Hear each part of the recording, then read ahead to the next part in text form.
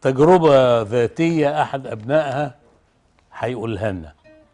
اتفضل يا حبيبي. هو أحد صديقه شهيد من أبطال مصر.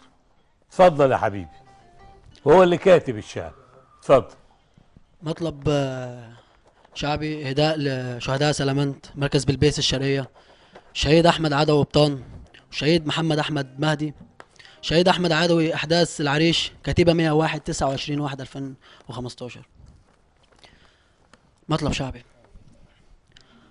جوه الوطن أوطان والفكر بقى معدوم، دمع على الأزمان، كل الوطن في هموم، عمره وصابه الملل، والحق بقى مظلوم، والدمعة نازلة بتصرخ، والقلب بقى معدوم. يا رب العباد ألطف، من ابنه بقى محروم.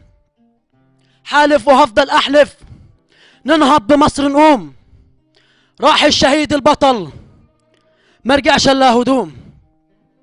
كل بلادنا في خطر والأمن بقى موهوم، وأم الشهيد البطل بتلوم عليك اللوم.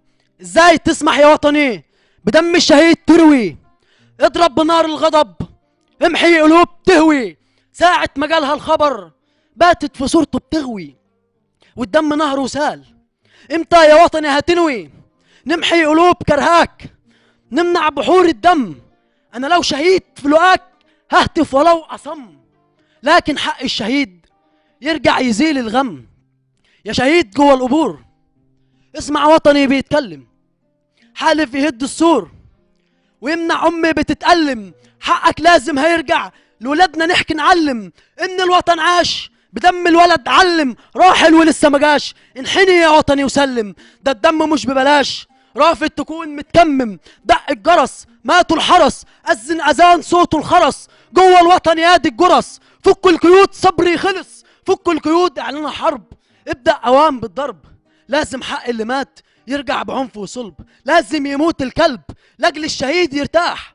الأولى كانت قتل والتانية صقر كفاح. قومي يا مصر انهضي، ولدك شهيد اهو راح. فاتت ساعات الندم، راحت خلاص أرواح. والحق لازم يرجع لاجل الشهيد يرتاح. والحق لازم يرجع لاجل الشهيد يرتاح.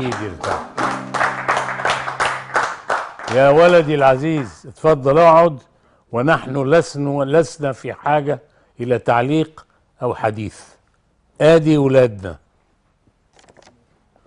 موافقين؟ آدي إيه؟